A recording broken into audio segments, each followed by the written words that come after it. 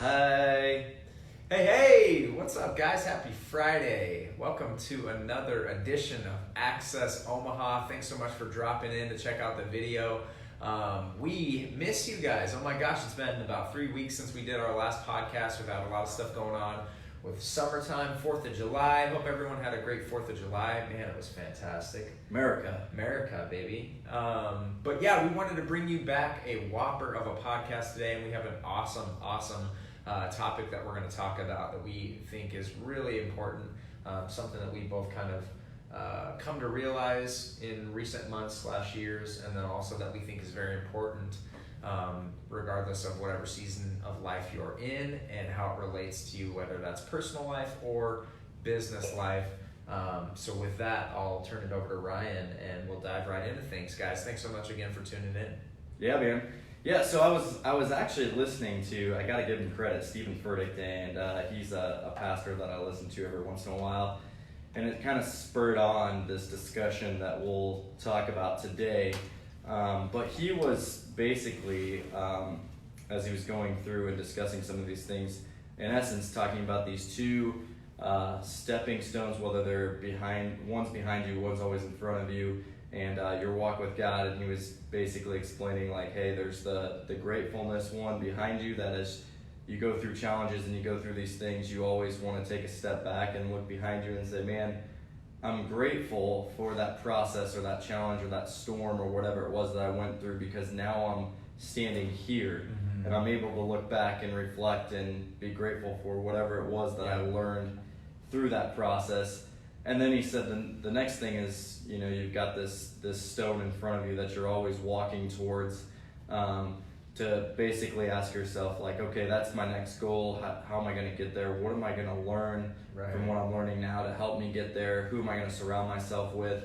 And so it got me thinking, like, just about my own life and kind of the discussion that we're going to have today, of maybe breaking this down a little bit for you guys and challenging you guys a little bit more as we've discussed it. So basically my first thing that I kind of wanted to look back on is, what are you chasing? Yeah. You know, I think that's a question that can mean so many different things. And it's unique to each person. Right, and it's unique to each person. But I think a lot of times it's like, do we even know what we're chasing? Right. Like, do we even, and I think we've discussed, like, there's all these different stepping stones or milestones, whatever you want to call them, throughout life. You know, as we were sitting here talking, we're like, you know, when you're in middle school, you know, you're like, I can't wait till I'm 16 because then I can drive. Yeah. Right? And then it's like, I can't wait till I'm 19. I can't wait till I'm 21. Yeah. I can't wait till I get to college. You set the mental, like, expectation of when I hit that next thing, it's going to be so much better than it is now. Right? Yeah. When I get to that point. Yeah. Yep. And so then, you know, you get to college and it's like, oh, it's going to be the 4 best years of your life, which for most people it turns out to be, it is the best 4 years of your life. And then reality sets in, and then it's like, oh crap, now what am I gonna do? Yeah. And it's like, now I gotta go get a job and life starts, right? And so then it's, you know, you go get that job or you go get married and then you have a family and then you get a promotion, right? And it's just like these next few milestones and so I think it's healthy for all of us to sit back sometimes and think about and reflect on, what is it that I'm actually chasing right now in this specific time in my life? Right.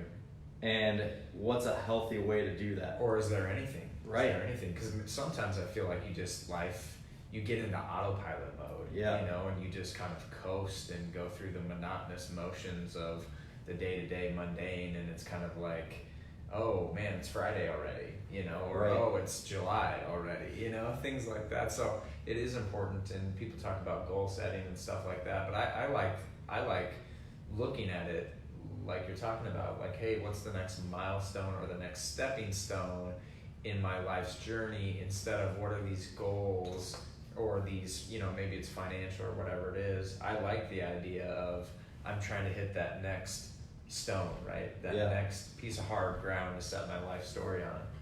So yeah, and I think that's why a lot of people set goals, right? And they set these different things in their life. So I mean, as we continue to dissect this, I think the first thing is always, whether you're in that moment right now where things are tough, things are difficult, like things financially may be a little bit rough. We've all been there. And so if you're going through that, my advice is to continue to push through that continue to work hard and hustle and get out of whatever it is, that financial situation that you're in. But once we get out of that, right, in this example, you get out of it and you get 5 years out and you're able to look back and you're able to say, man, like, I'm really grateful. It's ironic that now I'm really grateful that, like, I got to go through that process and get me to where I am now, because without that, I wouldn't have had the motivation, the drive, the hunger, the struggle, right? The struggle, the challenge to get to that point to where I'm at now. And then it makes you reassess. Okay, now I'm at a place where I'm out of that storm. Where do I want to go now? Right. And then you start laying out like the next stepping stones as far as, okay, this is the direction that I want to go, but here's how I'm going to get there, and here's the people I'm going to surround myself with.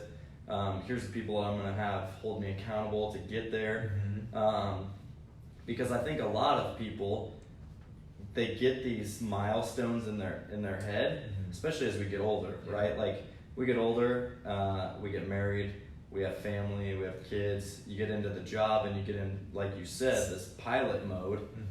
And then it's like, I hear so many people ask me the question, like, what's retirement look like for you? Like, when do you think you'll retire? And I'm like, dude, I don't even think about that. Like, I don't even know if I'll be here when it's quote unquote time for me to retire, right? Like, it's interesting how we spend so much time thinking about, like, oh, well, when I'm 50, when I'm 60, I want to do this. I'm and it's gonna like, do the things that I want to do. Dude, you might not even be alive. I mean, we're all gonna die at some point. We don't know when that time is.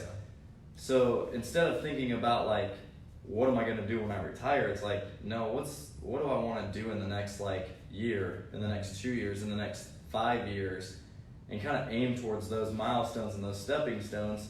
And then once I get there, reevaluate, right? Because I think a lot of people too, as we speak about retirement, they have this expectation or this goal of what they think it's going to look like when they get there. And when you talk to a lot of people, they're like, man, I had no clue that this is what it was going to be like, right? Or like, now what do I do with my time? And it's like there's no action plan then, because they think that, oh, well, once I hit that milestone, I'm done.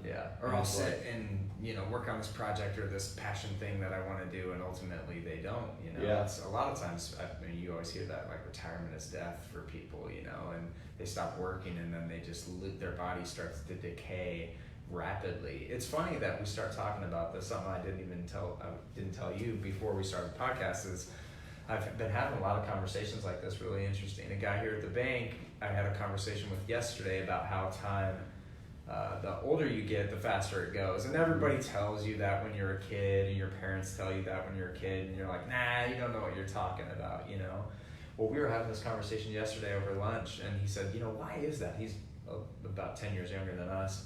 And I said, why it is? Because as you progress through life, the more and more experiences that you have, and the more repetitive those experiences are, the less important and impactful they are on your life, which means that you don't remember them, or you don't hold those moments as dear to you as the new experiences, the fresh experiences. That's why it's important to get out there, do new things, meet new people, get out of your comfort zone. Because if you're just doing the same mundane thing over and over and over and over, time just flies by. Those moments pass you by so quickly because you're not holding them dear to yourself. And then the older that you get, the more experiences you have, it compounds. And that's why time feels like it's faster the older that you get, because you're having less, cathartic experiences or whatever. That's good. Yeah, I mean, that's even another discussion to have sometime to break that down. Yeah, because it's true. Like, I think as I was telling my wife, and I were having this conversation the other night, and I was just like, man, I just can't believe how fast our kids seem to be, like, growing up, and it doesn't seem like it's been this long that our when we're celebrating birthdays and all this stuff, and I'm like, gosh, I feel like they were just born yesterday, and then it's like, how did that happen? Well, especially when you're doing something you love, Yeah. you know, where I feel like, man, I've got in a groove of something that I love doing, and it's like, it doesn't feel like work. And so like every day you get up, you go do what you love, and it's like, and then you're enjoying that with your family and your friends and everybody else, and then you're like, holy cow, like we're already in 2019, Right. and like we're halfway through this year, and Yeah. I'm like, where is time gone? Like, how in the world does this happen? But I think you just continue, and that's another thing, is like, you continue to find busyness in life, right? And I think that's another thing we as Americans, I think really struggle with is, you talk to anybody and it's like, you can be out in public and people are like, hey, how are things going? Oh, and just immediately really it's busy. like, oh, I'm just so busy right now. I'm like, oh, we're so busy and we're doing, and busy has become like our lifestyle. Yeah. You know, like it's almost like we can't sit down and just relax and like not do anything. We always got to be busy because that's just what we're living in. And so I think what's good about thinking about these milestones and these things is like, are you just filling your life with a bunch of busyness? Right. Or are you filling your life with like a fulfillment and a joy and a passion that is encompassed with everything inside of you and your soul, and where you're finding this joy? Or is it just like, oh, I'm filling this void because I'm just filling this void to Right. be busy? But it's not like, dude, do you have any type of direction or clear vision of what you're doing? Right. You know? And I think that's hard. Sometimes it's hard for people to recognize what those passions are and what those things are that actually fulfill them. So I think that's a challenge that some folks have, because you really can't get a grasp on those things, you know, your life's purpose or whatever the things are that make you eternally happy. But that's why that first step, the what did you call it? The grateful one? Gratefulness. Yeah, the gratefulness. That's why that one's so important, guys, because when you take a step back and look and self-reflect, you can really go, oh, whoa, like that thing that I did 10, 15 years ago, like now I just see how that's paid itself tenfold in my career, life, personal, whatever. And it's strange how those little tiny things can have a drastic impact on you years and years down the road, you know? Yep. And then I think it's good to think about, as we progress and as we move forward, right, and now we're looking towards that next milestone, to always remember in our mind that like, that's not the end. That's not what we're trying to get to just be like, okay, now I'm done. Right. Like it's the next thing that's like, okay, once I get there, like that's one step closer to the next step that I want to get to, you know? And I think, like, I'll use me for an example, you know, like right now it's like, as I'm growing this team and as I'm thinking about like real estate and these things, it's like, how do I become a better leader? Like, how do I become a better leader to the people that are around me, to the students that I coach? Yeah. Like, how am I gonna be someone that someone looks up to, as far as like, man, that's the guy that I want to replicate, you know, in this industry and in this business, and I want to treat people the way he does it. I want to do things in integrity. I want to do things with respect like him. Like, so how do I get there? You know, and it's like, well, I surround myself with like-minded people, and I figure out and learn from them how they're doing it. So sometimes it's like I meet with my coach now. Like, I have this coach that is older than me, that has built and established a team, and it's like, okay, I want to learn and soak everything up like a sponge on how he does everything. Not just, okay, you need to add to your team and grow, but it's like, how did you do that though? Like, what's the process? You know, like, what are the things that you gave them, or the tools or the resources? Like, what worked, what didn't? What do your employees say about like how you're doing things? You know, like, how do they view you? You know, like, I want to know all that stuff, so that as I'm building that and as I'm growing towards that and doing that, it's like, okay, now I have vision. Now I have accountability with him, right? But now I have like-minded people that come around me and say, okay, yeah, this is how you should do it. Or, Ryan, I'd advise you not to do that. Right? So I'm learning from them. And then once I get to that point, now that milestone might change. That milestone might be like, hey, Ryan, now you've made it to this point where you've led a successful team. now you're going to teach other people how to do it. Right. And now you become that coach. Right. You step into the role. Right. Yeah. And so that milestone changes, and then that might change to something else after that, right? So there's all these different milestones that take place as we continue to progress and move forward in life. Yeah. And we've never really reached a point where it's like, all right, we did it, I'm done. Yeah. Like, it's no, what's next? Right. Like, what do I want to do? What's the vision? What's the milestone next? And it's crazy. how do I get there? Yeah, like that. In the pursuit of the best you and the perfection or whatever that might be, living your best self, your best life, there never will be a point that you reach the end of those milestones. Yeah. Because you're in essence of being good and the best person that you can be, you're always going to be chasing that next thing and wanting to improve and wanting to figure more things out. And that's part of being a great human being, is just trying to figure out, how can I be the best today, better than I was yesterday? And looking back on that day and going, oh, here's what I did that way that I didn't like, but here's the things that I do, and here's the things that I can improve on. I think that's powerful, man. I had a conversation today earlier with some clients. We were talking about just past experiences and different jobs and things that we've had over our lifetime. And actually, I was talking to an insurance guy out of Lincoln that I work with, and he was telling me how he used to sell cars and things like that, which is something that I did back in the day.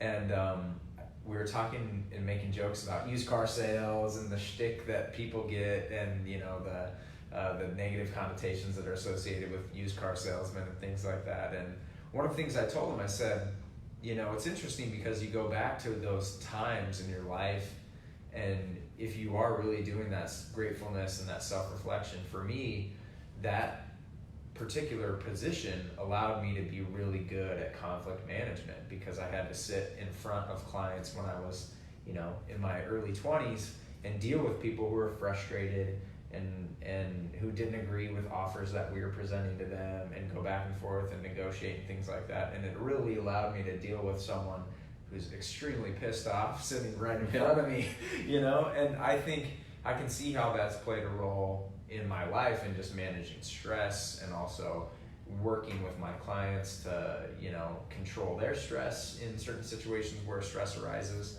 which it definitely does in real estate. So it's very powerful, man, to do that. Yeah.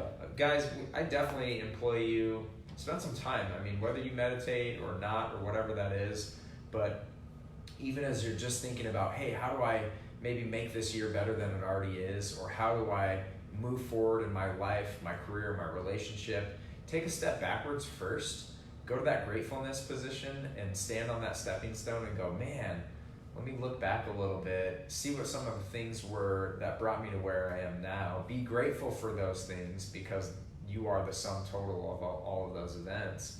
And then, how do I get better moving forward? Yep, that's good stuff.